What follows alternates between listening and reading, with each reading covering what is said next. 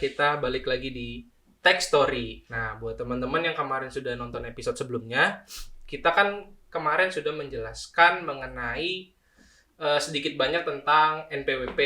Terutama buat teman-teman yang belum pernah buat NPWP, mungkin bisa mencari tahu lebih banyak terkait apa sih itu NPWP. Terus ada berita-berita tuh yang kemarin katanya mau ada pemadanan, apa sih itu? Nah, itu bisa teman-teman lihat di episode sebelumnya.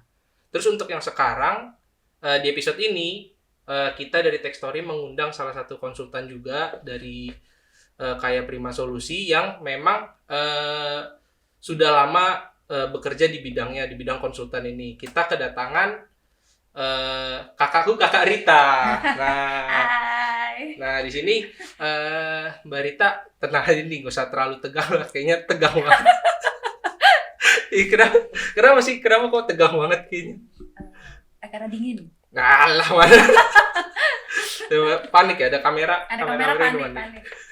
Tenang aja lah Mbak. Jadi sebenarnya aku pengennya di sini kita ngobrol-ngobrol aja santai supaya teman-teman yang di luar dunia konsultan pajak, terutama ada banyak nih generasi Gen Z yang memang mereka baru kerja terus bingung tentang pajak, tentang NPWP. Sebenarnya supaya kita nih bisa ngasih tahu ke teman-teman semua seperti apa sih pajak yang harus mereka hadapi di kemudian hari tuh. Nah, terus kan Mbak, kemarin ini kita udah bahas tentang NPWP. Sebenarnya kalau misalnya kita udah bikin NPWP, kewajiban kita tuh sebenarnya apa sih? Apa cuman bikin NPWP selesai gitu? Oh, enggak. Jadi setelah kita memiliki NPWP, Ya. nanti kita ada kewajiban satu lagi nih untuk melaporkan seluruh penghasilan kita dari Januari sampai Desember. Oke. Nah, pelaporannya itu hanya setahun sekali. Oke. Hanya setahun sekali di bulan Maret tahun depannya. Jadi misalkan kita memiliki penghasilan di Januari sampai Desember tahun 2023. Batas akhir pelaporannya nanti di 31 Maret 2024. Oh, oke. Tapi sebelum lapor berarti kan ada yang kita laporkan itu berarti ada datanya dong. Apa itu yang kita laporkan biasanya? Ada. Nah, ini kan yang baru pertama kali bekerja kan nanti kan menerima gaji nih setiap bulan. Yeah. Setiap bulan itu dari company sudah dilakukan pemotongan PPh 21 atas penghasilan yang diterima dalam 1 bulan. Oh, berarti kalau gaji, misalnya aku gaji taruh 5 juta, berarti aku nggak terima bersih 5 juta dong? Enggak, nanti ada potongan PPh 21-nya. Oh, nanti ada itu perhitungannya ada sendiri, dikurangin dengan PTKP, dikurangin, nanti ada pengalih tarifnya. Nah, nanti setelah Januari, penghasilan gaji kita dari Januari sampai Desember, nanti dari company akan memberikan satu bukti dokumen, satu bukti potong namanya 1721A1. Yeah. Nah, itu adalah seluruh rekapan penghasilan kita di satu company itu. Dari Januari sampai Desember, berapa total penghasilan yang kita terima, plus total yang sudah dipotong PPh 21-nya. Itu nanti akan tercantum di dokumen 1721A1. Nanti akan diberikan dari company kepada karyawan. Nah, setelah kita terima nih dokumen itu kan pada bingung nih mau ngapain nih dokumen itu, jangan dibuat bungkus kacang nih. Ya kan? Nah, setelah kita terima nih dari company, kita masukin lah itu, kita laporkan kewajiban kita. Nah, sekarang masalahnya yang sekarang ini kan dari pemerintah masih sedikit orang yang mau melaporkan seluruh penghasilan dia. Betul. Penghasilan dia, harta dan hutang. Itu kalau menurut data DJP nih kemarin nih, dari total 70 juta orang yang memiliki NPWP, memiliki penghasilan, itu baru hanya sekitar 12 juta saja yang melaporkan. Berarti hanya sekitar 18% yang melaporkan penghasilan mereka. Nah, jadi kan ini masalahnya adalah gimana sih kesusahan nih masyarakat nih, teman-teman semua nih yang mau melaporkan, gimana cara melaporkan SPT-nya mereka gitu. Nah, dari DJP sih udah banyak nih yang udah dimudahkan dengan online. Jadi kita nggak perlu ke KPP. Kalau dulu Daniel ingat sih ya. DJP online itu kali ya yang mempermudah. Betul. Kalau dulu kan kalau orang tuh dulu sedulu apa nih, Mbak? Dulu kan orang beranggapan mau melaporkan penghasilannya itu susah karena dia harus datang ke KPP terdekat. Betul. Ya kan? Nah, KPP terdekatnya itu sedekat-dekatnya kan. Ya, apalagi kota besar ini masih berasa lah ya. Betul. Di rumah saya aja ke KPP tempat saya terdaftar aja 1 jam sendiri perjalanan. Kan? Iya. Nah, itu agak susah dan kita harus effort dulu ngantri ke KPP, ngambil nomor, segala macam kan. Untung lahir di zaman sekarang lebih muda ya, tahun 90-an untungnya. Nah, jadi orang tuh malas untuk melaporkannya gitu karena dia harus meluangkan waktu, apalagi yang baru pertama kali kerja kan mau izin kantor susah. Ya kan, harus ke KPP. Ngantri harus meluangkan waktu, belum nanti di KPP-nya antriannya banyak. Nah, belum juga nanti mereka bingung cara mengisi pengisiannya itu. Kan mereka bingung apa yang harus diisi, apa yang harus dilampirkan. Nah, dari DJP sih sekarang udah mulai menggalakkan untuk online. Jadi kita sekarang nih untuk zaman sekarang nih. Zaman kami orang-orang zaman sekarang nggak perlu datang ke KPP. Tinggal buka tuh di handphone, di laptop. Daftar NPWP pun juga bisa online sekarang ya. Nanti masuk ke DJP online lapor. Walaupun dulu sorry Mbak, gue potong. Zaman dulu pertama kali Mbak mulai lapor-lapor pajak itu tahun berapa Mbak? Emang ya? Penasaran. Dulu tahun berapa? Tahun semenjak menerima gaji. Iya, tahun 80-an, 90-an. Sekitar segitu lah ya. Itu berarti dulu KPP kayaknya nggak 90 deh. Udah 2000-an ya kan. Jadul banget kalau 80. Saya nggak tahu. Jadul banget 80. Saya pernah ada dokumen-dokumen yang masih kertasnya sudah warna kuning, dokumen-dokumen pajak di kantor. Kita juga ada tuh dokumennya. Tanda terimanya. Ya, tanda terima. Ya. Nah, Mbak pakai zaman yang kayak gitu masih yang ejaan-ejaan lama gitu. Enggak. Nggak selama itu. Nggak selama itu.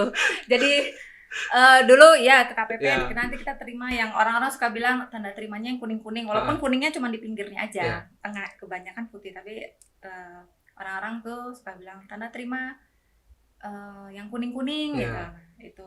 Itu dulu masih manual lah kita ke KPP. Terus dulu pelaporannya selain kita ke KPP bisa juga lewat pos. Cuman kan kalau lewat pos kita harus tahu kan cara ngisinya, kita udah ngisi benar baru bisa pos. Nah, kalau di KPP itu kalau kita datang ke KPP mereka menyediakan helpdesk untuk membantu cara pengisian. Tapi kan kita harus meluangkan waktu. Betul. Dulu Mbak waktu pertama kali ke KPP itu ceritanya gimana sih? Ada nggak yang maksudnya tahap pertama sampai akhirnya Mbak bisa ngelaporin pajak itu PP2 nggak? Ada nggak kok gaji diterima segini sih? Bingung-bingung gitu, ada nggak sih dulu? Enggak sih, karena dulu baru pertama kali kerja ya senang aja ya terima gaji ya. Iya. Nggak mikir di potongannya, nggak mikir. Belum ada tanggungan berarti ya waktu itu ya? Belum. Jadi terima gaji, terima dokumen itu ya kebanggaan lah, kebanggaan tersendiri. Karena kita bisa membantu negara dari pajaknya. Alah guys, membantu negara. Emang terbaik kakak satu ini. Ya harus bangga dong, semakin PPh 21 yang kita yang dipotong dari company semakin gede kan. Berarti fasilitasnya makin bagus buat kita harusnya besar, ya. Harusnya bangga gitu. Iya. Jangan potongannya gede gitu langsung panik gitu. Jangan, bangga. Berarti dulu nggak ada problem ya pertama kali dipotong, pertama kali dilapor nggak ada ngerasa. Kalau dipotong enggak, karena kan yang motong dulu badan sendiri. Nah, untuk pelaporannya kebetulan dulu dari company itu ada bagian HRD melakukan sosialisasi. Jadi kita dikumpulin dalam satu ruangan, satu hari, dipandu cara pengisiannya. Jadi ada meluangkan waktu ya setengah hari lah untuk mengisi. Nah itu kita dibantu diisi. Nah setelah itu baru rame-rame kita kumpulin, masukin di amplop, tulis nama. Nanti kirim dari pihak HRD atau bagian pajaknya yang ke KPP memasukkan dokumen pelaporan kita. Gitu. Jadi emang dulu dipandu. Nah cuman kan kalau sekarang DJP online tuh enak tuh, tinggal masuk ke DJP online, masukin NPWP, passwordnya kita, captcha, udah nanti situ ada dipandu cara ngelapornya, udah ada petunjuknya lah ya, kita betul. tinggal ngikutin aja. Kalau disuruh ngisi gaji penghasilan neto isi, jadi lebih mudah. Oke. Itu tahun berapa ya mulai DJP online itu Mbak? Karena kan aku pertama kerja sudah DJP online tuh. Masih ingat ya? 2016 kayaknya. Mungkin ya. Berarti masih belum terlalu. Cuman dulu kan masih pilihan, masih boleh masuk online atau masih ke lapor manual ke KPP. Nah mulai diwajibkan untuk melaporkan secara online tuh kayaknya 18 sebelum COVID lah, 19 lah. Sebelum COVID. 18-19 lah kalau nggak salah ingat. Cuman kan dari tadi nih Mbak kita bahas sedikit banyak lebih ke karyawan ya. Nah kalau misalnya teman-teman sekarang kan banyak nih di zaman-zaman sekarang yang influencer lah, yang kerjanya dagang di TikTok Shop lah. Itu gimana sih, mereka tetap harusnya dipotong PP 21 kah atau seperti apa?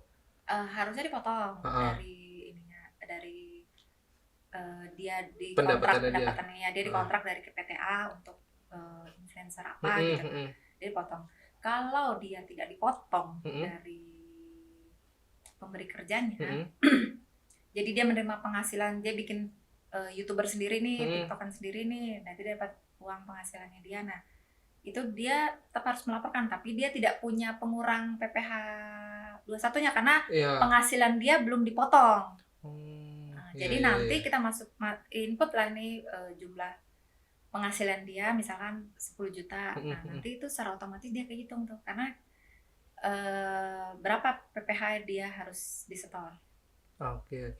Kalau kita kan sebagai karyawan kita sudah dipotong, punya bukti potongnya. Nah bukti potongnya itu sebagai pengurang pajak.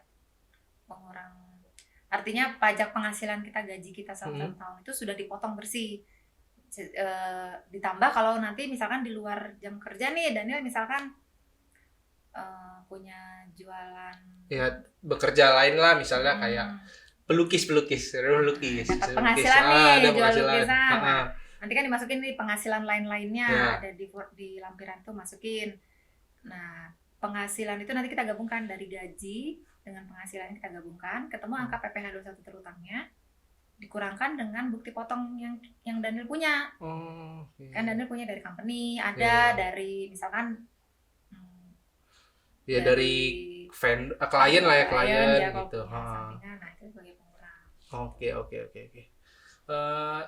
Kita balik lagi nih Mbak ke awalnya. Sebenarnya kan tadi kita udah banyak mention tentang PP 21. Sebenarnya PP 21 itu yang dikenakan siapa sih gitu loh, dan atas dasar apa PP 21, maksudnya apa yang dipotong oleh PP 21 itu, apakah memang penghasilannya kah atau ada yang lain seperti itu objeknya PP 21? Atas penghasilannya, jadi konteks di undang-undang pajak penghasilan itu yang dipotong PPh 21 adalah untuk yang menambah kemampuan ekonomisnya kita. Nah dulu konteks yang dulu kan orang pengertiannya adalah terima uang gaji. Betul. Nah, sekarang kan kemarin tuh lagi rame tuh yang BIK, benefit. Apa itu? Benefit in cash. Jadi fasilitas natura yang diberikan dari company kepada karyawan. Misalkan karyawan nih ada diberikan apartemen. Enak juga, di mana tuh Mbak? Diberikan apartemen atau diberikan mobil dinas. Nah itu kan kenikmatan bagi karyawan. Sekarang tapi tidak dalam bentuk cash, jadi benefit in kind. Nah, benefit in kind itu untuk tahun 2023 ini per 1 Juli 2023 company harus memotong semua benefit in kind dan benefit in cash yang diterima oleh karyawan. Oh, gitu. Berarti Ya. kalau misalnya nih tiba-tiba kantor ngasih fasilitas, taruhlah dibayarin member gym gitu. Loh, berarti di ini juga ada pajak ya dong? Ada, tapi Wah. ada pajaknya, tapi ada thresholdnya dalam Apa 1 tuh? tahun. Oh. Batasan yang tidak dikenakan pajak. Oh, tetap ada lah ya batasan Tetap. tidak dikenakan pajak. Jadi nggak semua. Kalau kayak olahraga itu Heeh. per karyawan dalam 1 tahun ada batasannya 1,5 juta. Mm-mm. Jadi kalau Daniel ikut dibayarin kantor untuk olahraga fitness nih, Ya, 1 tahun biayanya misalkan 1 juta. oke. Nah, ada thresholdnya kan 1,5. Mm-mm. Nah, berarti 1 juta itu bukan objek PPh. Oh. Karena masih di bawah 1,5. Tapi kalau dibayarinnya 1,7, Ya. nah nanti kita kurangin dulu tuh 1,5-nya. Nah, 200.000-nya itulah yang dipotong tuh. Dipotong PPh 21. Oh, ya, Itu ya, nanti ya, ada ya, hitungan ya. dari company ya kan. Ada lah ya Pemotongan aturannya ya. terkait itu ya. Mm-mm. Oke. Kan semakin banyak fasilitas kita semakin Semakin happy Happy. harus ya, happy. Cuman tetap lah ya nggak bisa karena tadi menambah kemampuan ekonomis jadi harus dipotong. Oke. Itu untuk yang berlaku hanya untuk orang pribadi kah atau memang berlaku untuk perusahaan juga PP 21 ini yang dipotong? orang pribadi. Hanya orang pribadi. Orang pribadi yang bekerja di company yang menerima fasilitas. Oh, oke. Kalau Daniel punya usaha sendiri beda. Oh, itu bukan PP 21 lagi ya? Nah, nanti kan mobilnya Daniel beli mobil ya masuk di asetnya Daniel, Iya, beli iya, mobil. iya, betul. Udah nikmat sendiri, potong sendiri, lapor sendiri. Oh, ya. Berarti PP 21 sebenarnya kurang lebih banyak dirasakan oleh karyawan sebenarnya umumnya ya, atau orang-orang yang memang banyak bekerja pada company gitu lah ya. Atau ya bekerja pada company. Biasanya yang melakukan pemotongan tuh dari company. Jadi nggak hanya pegawai tetap, pegawai non pegawai pun bisa. Jadi kalau Daniel kemampuannya IT, nah misalkan IT, nah menawarkan nih jasa IT ke company. Nah, kan Daniel bukan pegawai PTA nih misalkan, mau benerin sistem servernya gitu. Nah, nanti kan Daniel dibayar nih, pembayarannya itu nanti Daniel dipotong PPh-nya dari company. Karena Daniel bukan sebagai non pegawai. Itu dikumpulin tuh bukti potongnya jangan hilang. Jadi kalau terima penghasilannya jangan lupa mintakan bukti potongnya. Nah itu dia teman-teman ya, kalau kerja sama sebuah perusahaan jangan lupa mintain bukti potongnya. Nanti soalnya buat pelaporan itu ya Mbak. Pelaporan. Oke. Berarti sejauh ini teman-teman juga bisa menyimpulkan sedikit banyak lah ya kalau misalnya PPh 21 ini teman-teman harus aware, jangan teman-teman nanti bingung lagi kalau misalnya ada teman-teman gaji 7 juta tapi kok yang teman-teman terima cuma 6 juta, itu berarti tandanya ada potongan PP 21. Benar ya Mbak ya? Gitu. Jadi itu dia teman-teman sedikit banyak yang bisa kita sampaikan mengenai PPh 21 dan kenapa sih kok gaji kita yang kita terima biasanya kalau bekerja tidak bisa full sesuai dengan nilai kontrak. Nah, karena ada PP 21 itu. Jadi buat teman-teman jangan lupa like, subscribe akun YouTube kita, dan ditunggu juga untuk episode selanjutnya akan kita bahas tentang apa. Sekian teman-teman, dadah.